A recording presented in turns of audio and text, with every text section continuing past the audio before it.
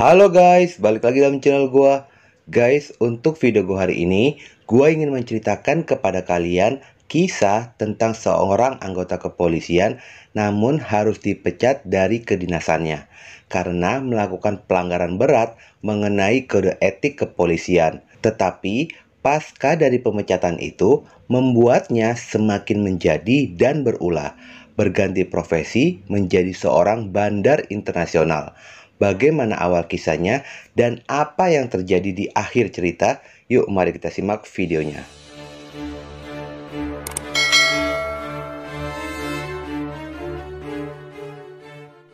Kejadian ini pernah mencoreng citra kepolisian Indonesia atas ulah seorang oknum polisi bernama Satri Andi berusia 29 tahun pada saat itu.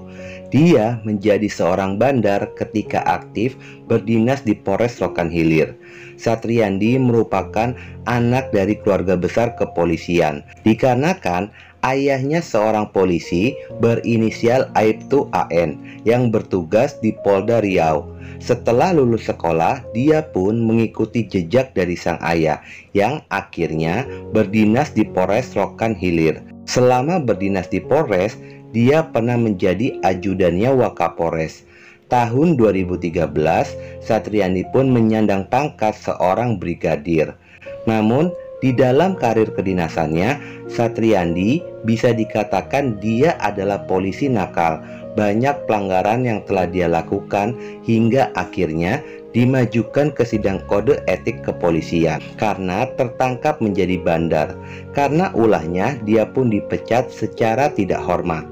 Bukannya berubah, dia semakin terjerumus jauh gelap ke dalam dunia peredaran dan mulai mengendalikan peredaran lintas provinsi, salah satunya adalah Kota Pekanbaru.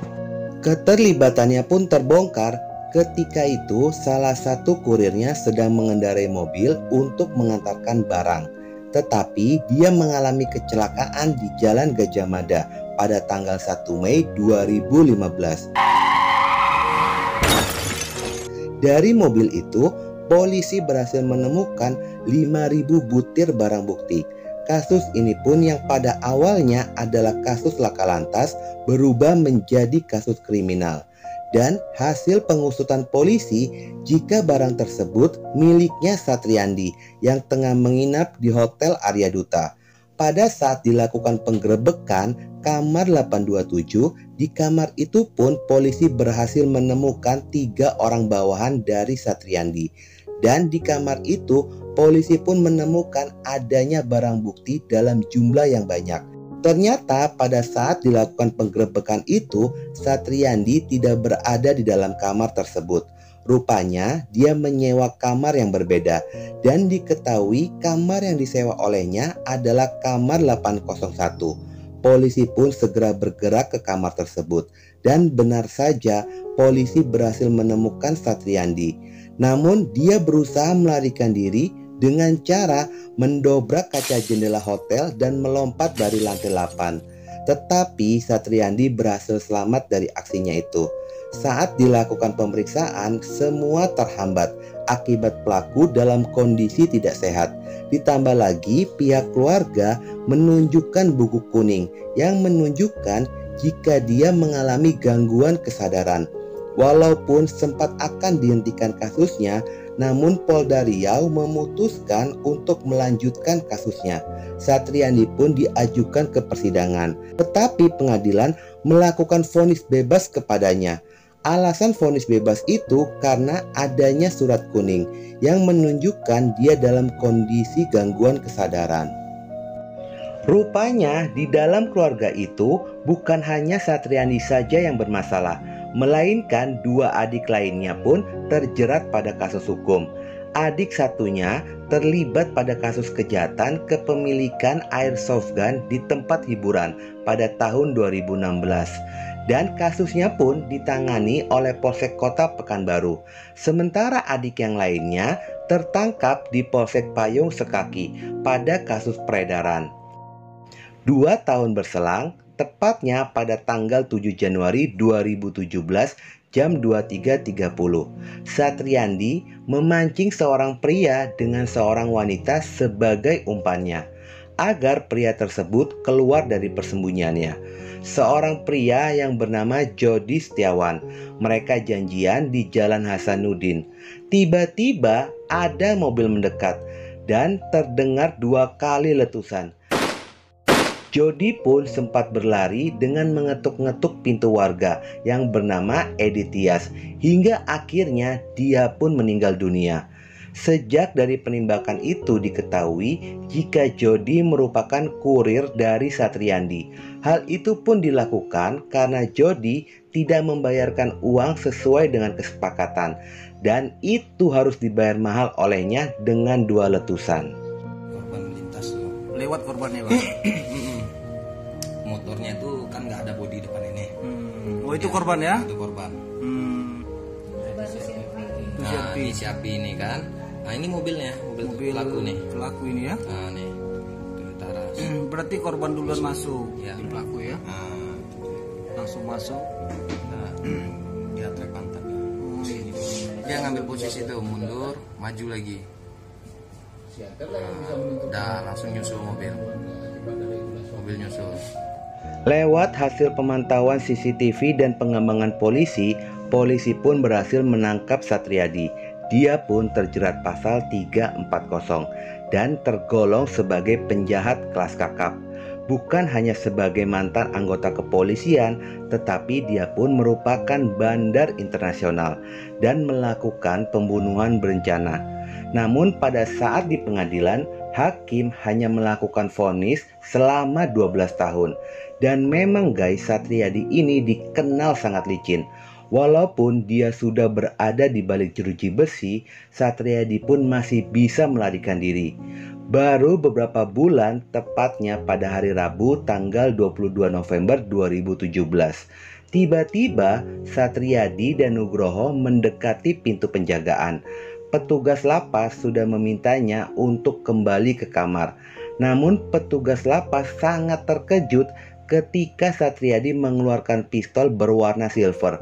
Karena takut, petugas itu pun membiarkan Satriadi untuk kabur dari lapas. Rupanya di luar lapas sudah menunggu mobil untuk membawanya pergi. Pelarian ini pun membuat gempar publik Pekanbaru, karena bukan hanya sekali ini saja Satriadi berulah. Pelariannya pun membuatnya dia menjadi buronan yang paling dicari di Pekanbaru. Untuk mencari Satriadi, kepolisian kota Pekanbaru menutup akses jalan keluar ke daerah lain. Polres daerah lain pun dihubungi untuk membantu petugas lapas mencari dan menangkap Satriadi bersama dengan temannya yaitu Nugroho. Sedikit info saja, Satriadi bukan hanya sebagai bandar, melainkan dia pun sudah menjadi jaringan internasional pengiriman barang antar negara. Karena polisi menemukan 31 buku tabungan dan 8 kartu ATM serta bukti transfer dana yang melibatkan bank-bank tertentu. Selama dalam pencarian polisi, Satriadi pun diduga kuat masih mengendalikan pengedaran. Tidak mudah polisi menangkapnya. Dia ini seperti belut sangat licin untuk mencari keberadaannya. Sejak dari pelarian dirinya dari lapas, polisi berhasil mengetahui keberadaannya pada tahun 2019, tepat 2 tahun sejak pelariannya itu. Polisi mendapatkan laporan jika pelaku berada di Pekanbaru. Pihak kepolisian pun selama 3-4 hari terus melakukan pengintaian pergerakan dari pelaku. Hasil dari pengintaian polisi diketahui jika pelaku berada di perumahan Palma Residen Blok A nomor 6 Jalan Subrantas Gang Sepakat, Kecamatan Tampan, Pekanbaru. Dan itu merupakan rumah orang tuanya. Di dalamnya terdapat keluarganya dan diantaranya adalah 3 orang. Antara lain pelaku utama yaitu Satriandi, Ahmad Roya, pecatan polisi juga, dan juga Randi Novrianto. Semua berawal ketika polisi pun berhasil menangkap Randi. Dan hasil interogasi itulah jika di dalam rumah terdapat Satriandi. Pada hari Selasa tanggal 23 Juli 2019, polisi memutuskan untuk melakukan penggerebekan. Saat polisi tiba tepatnya jam 6.30, Polisi pun langsung merangsek masuk ke dalam rumah. Tiba-tiba terdengar suara letusan yang mengenai anggota kepolisian.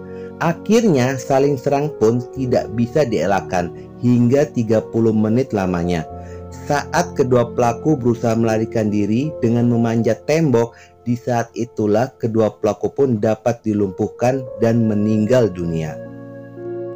Hasil dari penyelidikan polisi saat melakukan olah TKP, polisi menemukan berbagai jenis senjata laras panjang beserta dengan ratusan amunisi dan rompi anti peluru. Yang paling mengejutkan, polisi pun menemukan granat nanas di dalam rumah tersebut. Ayahnya Satriandi sejak itulah dia pun diperiksa oleh Propam. Apakah ada keterlibatannya dalam melindungi dan menyembunyikan Satriandi yang telah diburu oleh pihak kepolisian selama 2 tahun terakhir. Dari kisah ini ada 2 info yang gak bisa gue sampaikan kepada kalian. Yang pertama, gue gak bisa memberikan informasi apakah Nugroho ini sudah tertangkap atau belum. Dan yang kedua, hasil penyelidikan Propam apakah ayahnya terlibat atau tidak. Dan jika terlibat, apakah dipecat atau tidaknya, gua nggak berhasil menemukan artikel yang membahas tentang hal itu. Oke guys, sekian dulu video gua hari ini. Semoga kalian terhibur, semoga kalian pun bisa mengambil pelajaran dari kisah ini. Dan jangan lupa ikuti terus video gua. Oke?